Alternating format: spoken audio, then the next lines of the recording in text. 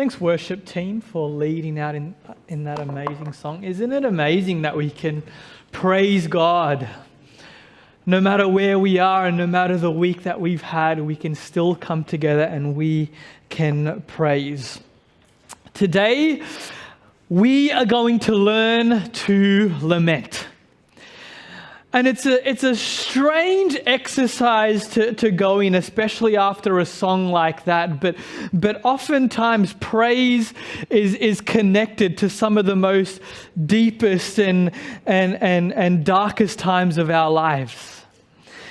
And so today, as we learn to lament, I invite you to be real. To engage in that part of you and to remember the times in which you have grieved and in which you have felt pain or loss. I want to talk to you today about Nicholas Wolterstorff. Nicholas Wolterstorff is this American Christian philosopher. He lectures at one of the universities over there, and he has written a bunch of great works of literature. But in 1983, Nicholas went through one of the hardest experiences known to mankind. In 1983, his son Eric tragically lost his life in a mountain climbing accident. And Nicholas Wolterstorff was left dealing with the grief of the loss of his son. You know, it is often said that a parent should never have to bury their child. And Nicholas here was faced with a long road ahead of him. And so in order to express his grief, Nicholas wrote a series of short essays lamenting over a son. And he released these short essays in a book in 1987 titled Lament for a Son. And I want to read to you one of the quotes from it today.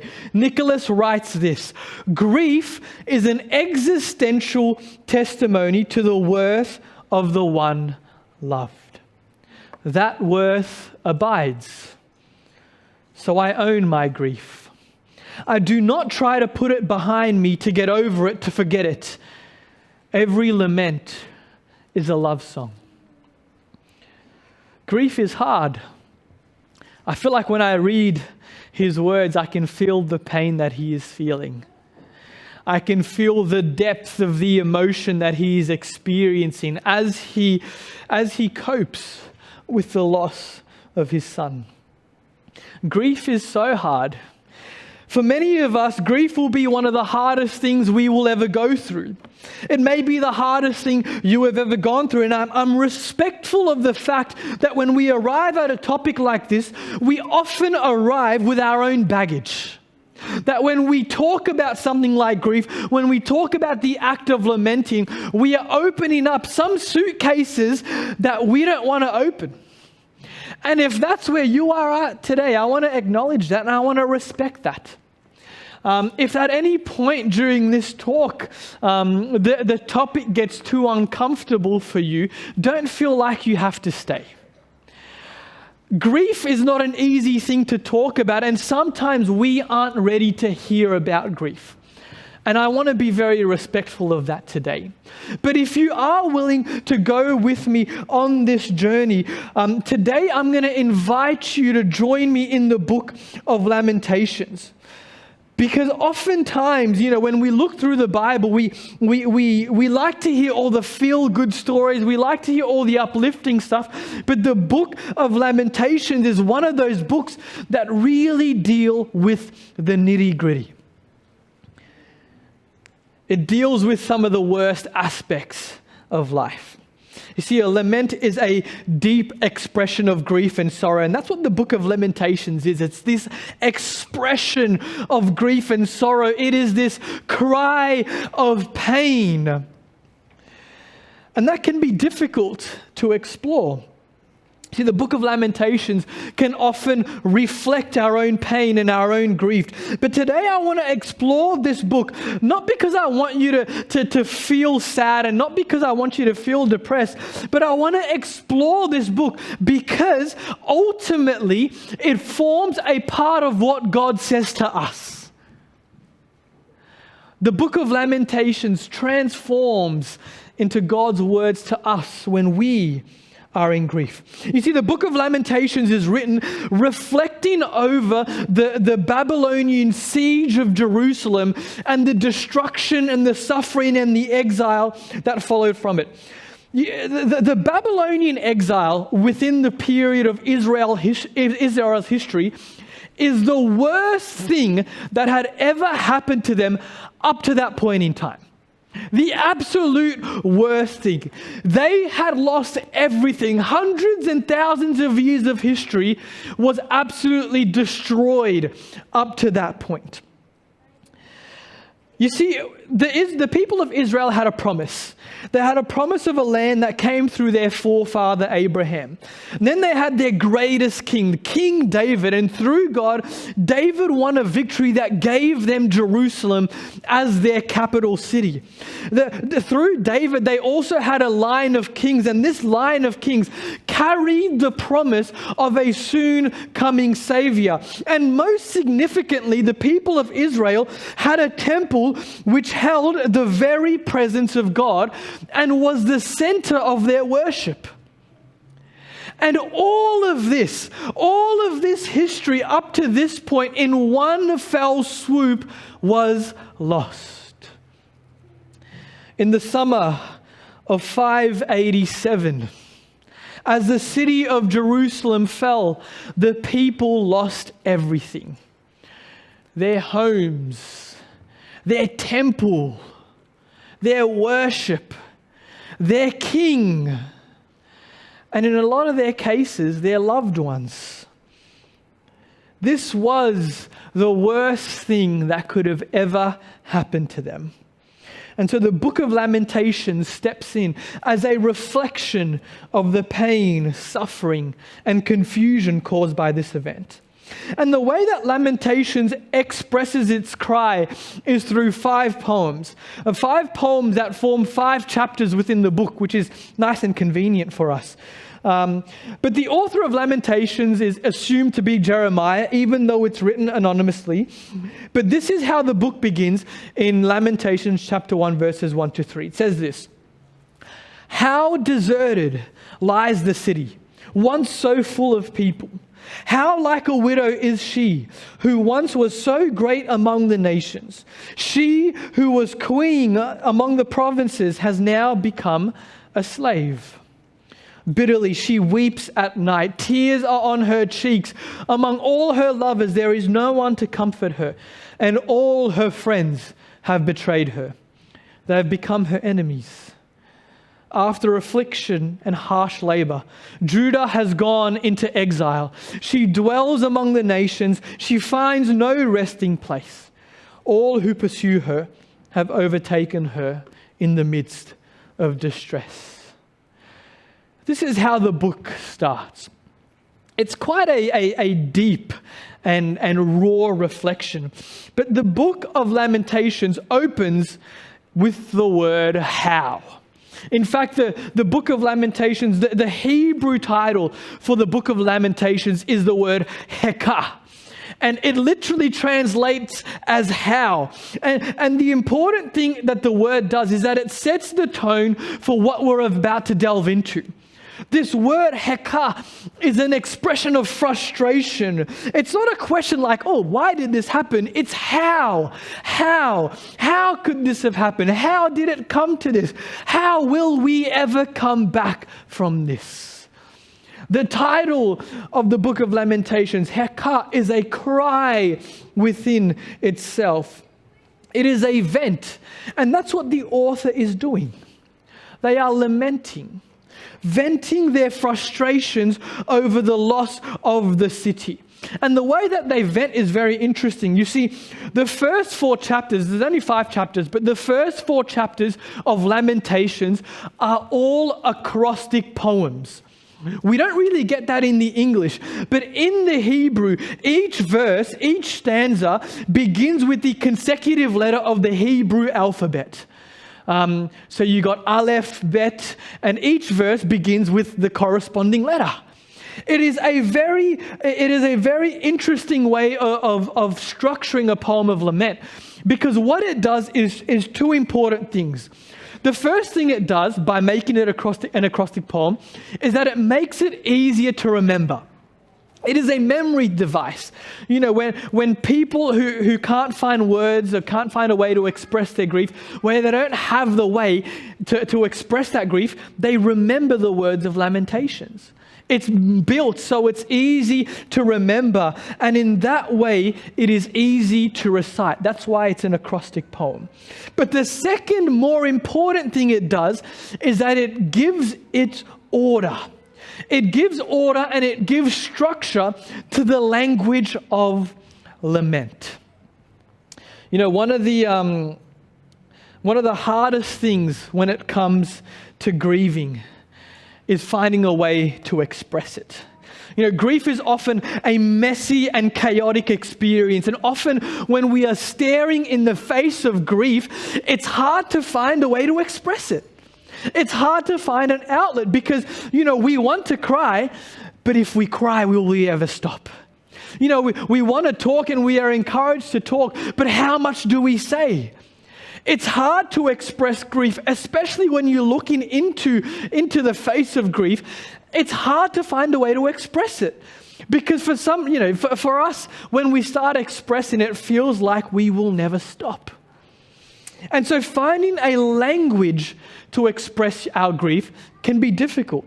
It can be a terrifying thing. We can talk, you know, we can do all these things, but it's not easy. And so that's why even today we have certain ways of talking about grief. We've got certain ways of structuring it. You know, one of the ways that I think about that's very popular today are the 5 stages of grief. You know, we like to give people a language to what they're feeling. You know, denial, anger, bargaining, depression, acceptance. You know, these things don't only offer a structure to grief, but a language in which someone can explain their emotion. And so in some other cases, you know, when you look into the psychology part of it, some people have step-by-step instructions of how to grieve and how to lament. Because a lot of the time, when we grieve, when we lament, we don't know how. And so these things give language to describe the emotions that we feel. And that's what Lamentations does. It provides a structured way of expressing grief, but it also provides a language for us to lament. And so chapter 1 expresses the trauma, the psychological trauma of the destruction of Jerusalem. And it describes it as the experience of losing a loved one. This is almost a funeral song. This is what it feels like. We have lost something in which we so dearly love. You know, this pattern continues in chapter 2. Verse 2 and verse 17 says this, without pity, the Lord has swallowed up all the dwellings of Jacob. In his wrath, he has torn down the strongholds of daughter Judah. He has brought her kingdom and its princes down to the ground in dishonor. The Lord has done what he planned. He has fulfilled his word, which he decreed long ago. He has overthrown you without pity. He has let the enemy gloat over you. He has exalted the horn of your foes. This chapter brings us into the why. Why did this happen? Why did this event come about? And the explanation that Lamentation gives us is that this disaster happened because of Israel's sin against God. Time and time again, the Israelites chose to worship other gods. Time and time again, they chose to ignore the instruction of God. They chose to worship other idols. They chose to oppress the poor and oppress those who don't have justice.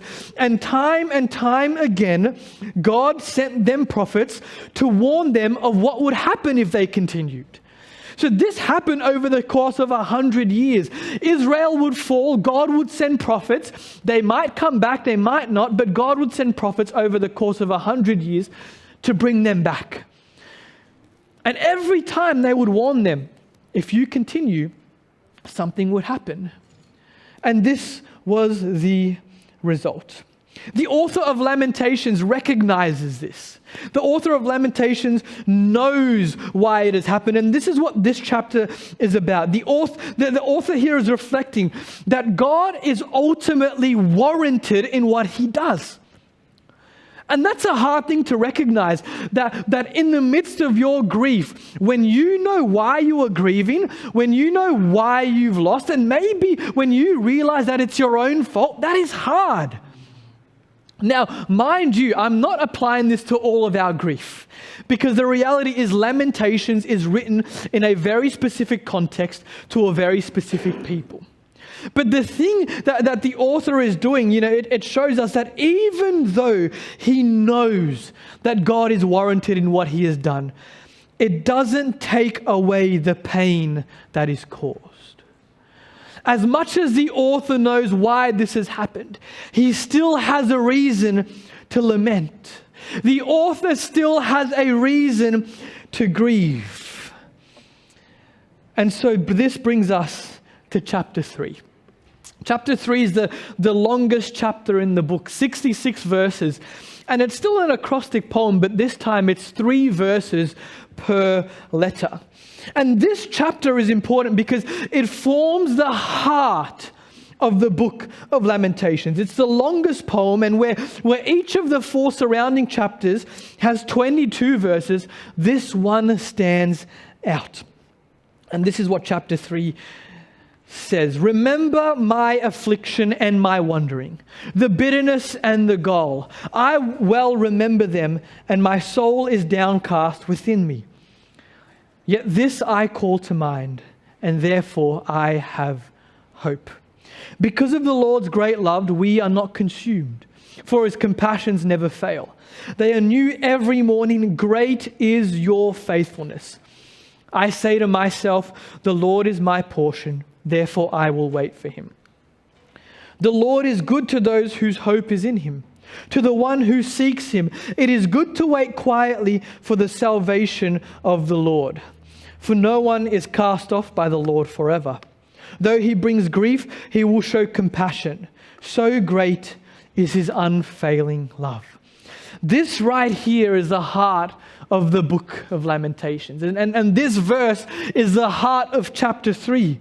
In this chapter, the author speaks about suffering in a very personal manner, where he begins talking about, Lady Zion, to why God has destroyed them. Now the author starts speaking from his own personal experience. He is distraught. He is suffering. But it's so interesting because as he speaks about suffering in a very personal manner, this suffering leads him to hope. Throughout the Old Testament, God calls on his people to remember him. To remember him in the good times and to remember him in the bad times. And in Deuteronomy especially, God warns what will happen if they don't remember him. He warns that if they don't remember him, he will need to step in to discipline. And it's interesting to think about God in that way, that God has stepped into this situation to discipline his people. But this discipline shouldn't be seen as God rejecting his people. This discipline shouldn't be seen as God abandoning those he chose, but rather it should be seen as a means of God bringing his people back to him. And that's what the author is hoping in here. That's what the author reflects over in chapter 3. The author hopes that God, some way, somehow, is going to bring his people back. And that's what the author is calling us to hope in. To hope in a God who is faithful to his promises. To hope in a God whose compassions never fail. To hope in a God who no matter what will show compassion. To hope in a God of unfailing love. So great is his unfailing love. You see, what I don't want you to get out of the Book of Lamentations is that God is the initiator of our grief and sorrow. As I said before, the Book of Lamentations is written to a specific context, to a specific group of people. But the reality is, for us, a lot of our grief can often come from that which is around us. From the loss that we experience, the loss of relationship, the loss of a home, the loss of a loved one. And sometimes the grief can be self-inflicted. Sometimes we hurt other people, we make mistakes, we push other people away, or we do something and we grieve over our own actions. We cause our own pain. But what Lamentations says is that even in our suffering, even in our pain, hope can still exist. Mind you, it doesn't replace the pain. I need you to hear that. Hope doesn't replace the pain, but it sits within it. Within our suffering, within our grief, there is a space to hope. There is a space to want more. There is a space to seek better and hope for something better. It doesn't remove the grief we feel, but it still sits within our suffering. That's what makes the Book of Lamentations so powerful. That even within deep, painful grief, hope can exist. But hope doesn't take away the messiness of our lament. Hope doesn't take away the cry of our pain. And when you arrive at the last chapter, you get the sense that there are questions still unanswered. You see, chapter 5 moves away from the acrostic structure of each of the previous chapters. It still is structured in a way where it begins with each letter of the Hebrew alphabet, but now it's not in order anymore. It's jumbled, it's messy. Finally, the lament is in full force. Finally, the author cannot contain himself in a language, cannot contain himself in a structure, and he just has to let it out. It is chaotic. It is messy. And what gets me about this chapter is how it closes out the Book of Lamentations. Let me read it out for you. Verse 19 to 22. You, Lord, reign forever. Your throne endures from generation to generation. Why do you always forget us? Why do you forsake us for so long? Restore us to yourself, Lord, that we may return. Renew our days as of old, unless you have utterly rejected us and are angry with us beyond measure. This is how the Book of Lamentations ends. This is it. You know, the Book of Lamentations ends and it acknowledges the everlasting nature of God. It speaks to that. But in the final passage, it ends with questions. Why has God forgotten us? Why has God forsaken us? Has he rejected us? Is he still angry with us? The Book of Lamentations ends in a very uncomfortable way. And the reason it does that is because the reality is grief is often like that. Grief is messy, grief is uncomfortable, and often grief leaves more questions than it does answers. You know, we as Christians are very good at explaining other people's grief. When someone is grieving, when someone is suffering, we often like to explain and tell them what they're going through. You know, we'd say things, and we might sometimes even explain, you know, where God is in the situation. You know, if someone is going through a loss or a place of deep hurt, you know, we say things like, oh, this is all according to God's will. Or we might even say that, you know, oh, God is going to use your pain, God is going to use your suffering for something good. But the issue that I have with these statements is that oftentimes when we experience grief, we already know that. We've heard the stories, we've heard the sermons. We know God is in control. We know that God can create something good out of something bad, but that doesn't take away the pain that we feel. It doesn't take away the messiness of the situation. It doesn't take away the chaos. It doesn't take away the hurt. And the reality is, it doesn't take away the questions. Because when we are hurting, when we are in pain, when we are suffering, the first thing that we tend to ask is, where are you, God? Are you still there? And it's easy when we ask these types of questions to feel guilty. It's easy to sit in the midst of grief and think that we are lacking in faith. That because we are feeling this pain, because we are going through this, that we are hurting. But that's not what Lamentations is doing. The Book of Lamentations instead invites us to ask those questions. To sit in the chaos, to sit in the pain, to sit in it, and in the face of God, vent out our frustrations. It invites us to cry out these frustrations, even if we are frustrated with God. Even if we are angry at God, the Book of Lamentations says, bring it to Him. The Book of Lamentations doesn't explain our grief. It gives voice to it. And maybe that's what you need to hear today. Your grief, whether past, whether present, whether in the future, your grief isn't a sign of your lack of faith. Your pain, your suffering isn't a sign that you haven't prayed enough. Your hurt that you experience isn't a sign that you haven't done faith, that you haven't done church well enough. That's not how this works.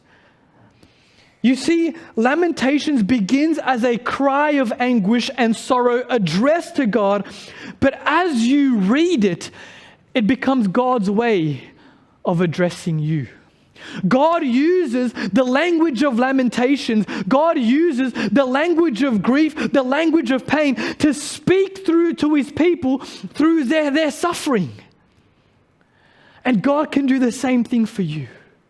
God can use the language of your pain, the language of your suffering to speak with you, to sit with you in the midst of your grief. You see, the Book of Lamentations becomes God's words to us. And because it transforms into God's words to us, your grief becomes sacred. What Lamentations does is it restores this sacred dignity to our human experience. Your suffering, your grief, your pain is sacred. Why? Because God is able to sit in amongst it. God is able to go through the mud with you. He might not explain your grief. He might not give you answers, but He won't shame you for what you're feeling. That's what Lamentations is saying.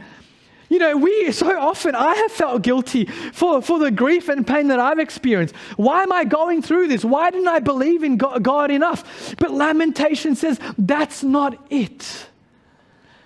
Your suffering is sacred. You see, grief can cause us to question the character of God, but the Bible doesn't see that as a bad thing. The Bible has never seen that as a bad thing. Ever. At any point in any book, the Bible has never seen your questions as a bad thing. What Lamentations shows us is that God sits beside us in our grief. It shows us that God uses the language of our lament to speak to us. And that makes our suffering sacred. dare I say, it even makes our suffering holy, because God sits within it. You know, it's easy to as Adventists especially to claim a level of knowledge. You know, we know everything. We know every Bible verse and every Ellen White quote or some quote that applies to every situation. And so we're going to give it to you when you're suffering. But that's not biblical. That's not how God reacts to our pain and suffering. God sits there with you. He invites your questions, invites your suffering, because that's exactly where He wants to be. And because God is with us, because God is there, even though it hurts, even though it's hard, there is room for hope. Whatever you're going through, wherever you find yourself, wherever you will find yourself, I hope you have the courage to lament to God. I hope you have the courage to vent your frustrations to God. I hope you have the courage to complain to God. You know why? Because God invites that. God invites your questions. God wants to sit through your suffering, because when He sits in amongst it, there is room and there is space for hope. May we live a life of hope here today and forevermore.